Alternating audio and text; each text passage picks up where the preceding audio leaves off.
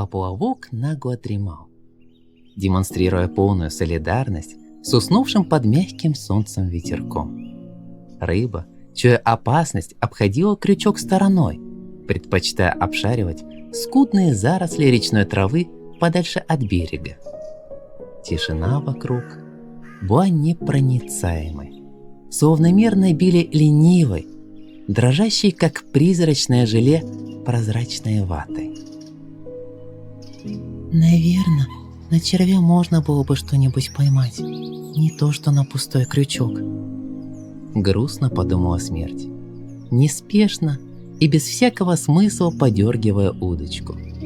Увы, ловля на червяка для нее была абсолютно невозможна. Любая живность, оказавшись в руке смерти, вела себя так, как и должна была вести себя в руке смерти. Умирала мгновенно и безропотно. Смерть попыталась в очередной раз представить резкий нырок поплавка, упругое сопротивление попавшейся добычи, радость удавшейся рыбалки. Впрочем, рыба сама по себе была неинтересна. Покой – вот что было по-настоящему важно. Редкие минуты покоя, безмятежности – это больше всего понравилось смерти в единственном разумном, как ей казалось, изобретении человечества. Пожалуй, она и сама не могла бы вспомнить, когда впервые удосужилась провести выходной у реки. Помнила лишь, что крючок был костяной, но занятие это неожиданно понравилось, принеся настоящий отдых от постоянных хлопот. Сегодня долго половить рыбу не удастся. До начала работы оставалось чуть меньше часа, из 2, доставшихся ей совершенно случайно. Видимо, сегодняшняя лень в природе способствовала перерыву в убийствах, несчастных случаях и прочих сверхурочных мероприятиях. За спиной послышались шаги. Смерть быстро оглядела себя. Все в порядке. Для всех она сейчас обычная темноволосая девушка в белой футболке и джинсовых шортах с бахромой.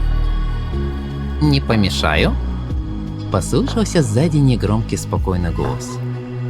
Смерть обернулась. Мужчина, лет 60. 64 без малого. Тут же поправилась смерть автоматически. «Простите великодушно, барышня, но я всегда на этом месте ловлю», – улыбнулся подошедший. «Ничего, если сегодня мы вместе порыбачим?» «Пожалуйста, мне все равно уходить скоро». «Как улов?» – поинтересовался мужчина, неспешно разматывая удочку. «Не клюет», – коротко сказала смерть. «Не может быть! Здесь всегда хороший клев. Вы на что ловите?»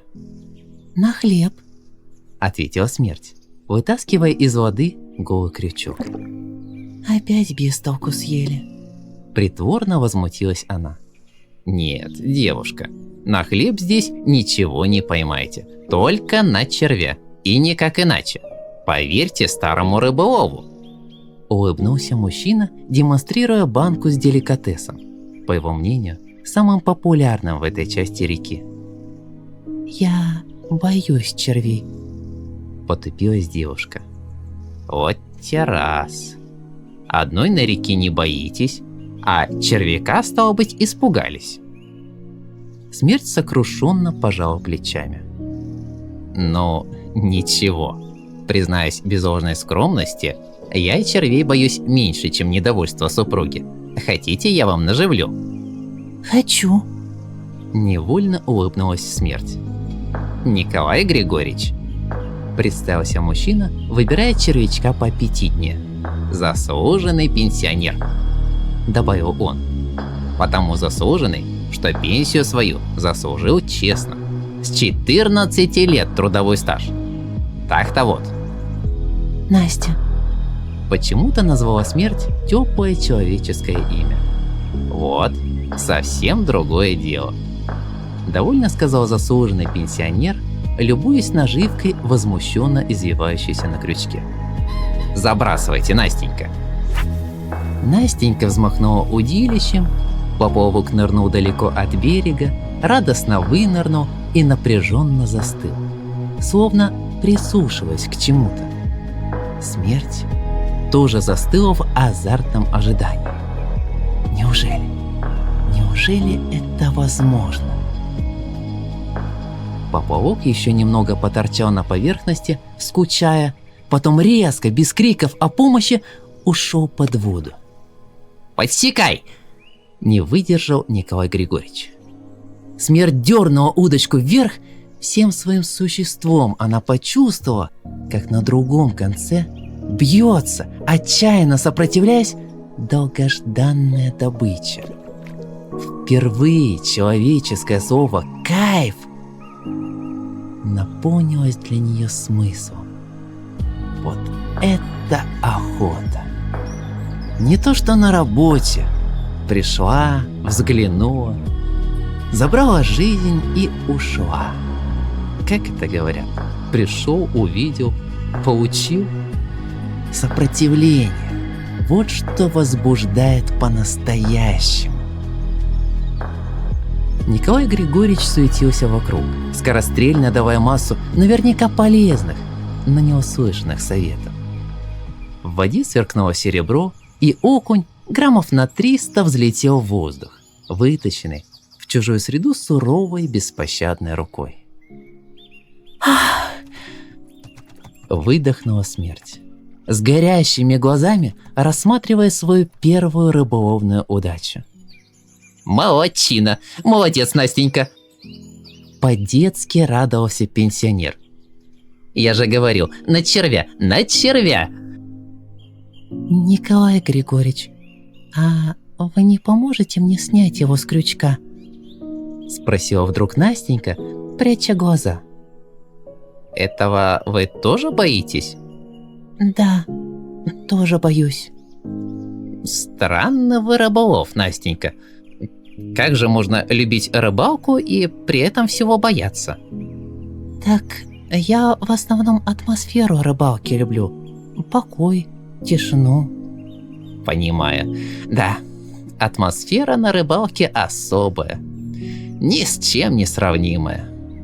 С готовностью подтвердил Николай Григорьевич, снимая окуня с крючка. «Куда его вам?» – спросил он, пытаясь отыскать взглядом какой-нибудь судок.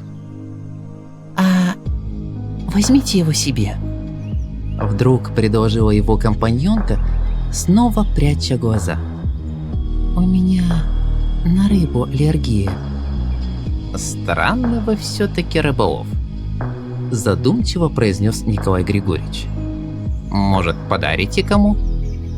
«Вот, вам и подарю», – улыбнулась смерть. «А вы мне за это еще червячка подарите, идет?» «Идет», – серьезно ответил заслуженный пенсионер, протягивая руку. Смерть сделал шутливый реверанс, стараясь держаться подальше от протянутой руки. Николай Григорьевич рассмеялся и взялся за наживку. Клев и в самом деле оказался неплохим. Оба рыболова то и дело вытаскивали сопротивляющихся сверкающих рыбин на белый свет. Смерть дрожала от азартно, попутно слушая рыбачьи байки, которые умело рассказывал ей новый знакомый. «А знаете, Настенька, о чем я всю жизнь мечтаю?» – спросил он внезапно. Смерть вопросительно подняла брови. «Я мечтаю о том, чтобы поймать настоящую рыбину, большую!» Он широко развел руки в стороны, демонстрируя размеры настоящей рыбы. «Я ведь никуда из нашего города не уезжал ни разу. Да-да, так как-то жизнь сложилась. Здесь родился после войны, затем вырос, женился. Дети мои тоже здесь живут. Так бы хоть к ним в гости ездил. А так хочется поехать на север и поймать сёмгу. Сёмгу, представляете? Настоящую сёмгу. У нас ведь крупнее щуки ничего не взять. Да и Да мелкая, как речка наша. Ну, может, и доведется еще семгу поймать-то, а? Как думаете?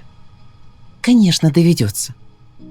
Убежденно ответила смерть и присмотрелась внимательнее к собеседнику. Яркий солнечный день потускнел в ее глазах.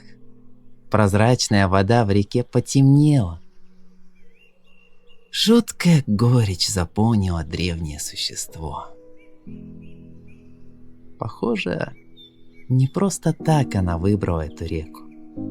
Никогда Николай Григорьевич не поймает семгу. Никогда. Потому что жить ему осталось 5 минут и 46 секунд. 45, 44, 43. И ничего нельзя поделать. Сердце, надорванное работой, проблемами. Сердце не оставило старику ни единого шанса. А я ведь ничего не решаю. Не в моей это власти. Обреченно подумала смерть. Я всего лишь прихожу и забираю жизнь. Самое ценное в мире, чтобы не потерялась, чтобы возродилась когда-нибудь снова. Вот и я думаю, что доведется еще и семгу поймать, сказал Николай Григорьевич, забрасывая удочку. Со стороны создавалось впечатление, будто он попал крючком прямо в жадный рыбий рот. Поплавок сразу ушел под воду. Николай Григорьевич подсек, потянул на себя. И тут смерть хитро улыбнулась и напряглась, сосредоточенно щурив глаза и сжав губы. Удочка перегнулась, леска заходила из стороны в сторону. Николай Григорьевич едва не упал, с видимым усилием удерживая удилище в руках. Ох, Настенька, что же это? С недоумением бормотал он, растерянно оглядываясь. Что же это такое? «Тащите, Николай Григорьевич, тащите!» отвечала та. Леска, вихляясь как пьяный по дороге вытрезвитель, приближалась к берегу. В прозрачной воде блеснул немалый чешуйчатый бок. Река напряглась в последнем усилии и, не выдержав, отпустила свое. Огромная рыбина взлетела в воздух и, тяжело шлепнувшись к ногам рыболова, забилась на песке. Николай Григорьевич смотрел на нее, открыв рот, и изумление на его лице медленно сменялось тихой и какой-то детской радостью. Это же семга! Счастливо выдохнул он. Это же... 3 секунды. 2. 1. Так же, как и стоял, со счастливой улыбкой на губах, Николай Григорьевич схватился за сердце и медленно сполз на песок. Рядом со своей последней и такой неожиданной добычей. Смерть грустно смотрела на распростертое тело, на опрокинувшуюся банку с наживкой, на сорвавшуюся с крючка и неуклонно прыгающую к воде, трепыхаясь, маленькую плотвичку. «Наверное, это и есть последний подарок смерти», — подумала она. «Маленькое делать большим, большое огромным». После чего исчезла, оставив на песке умершего человека с умершей, но исполненной мечтой.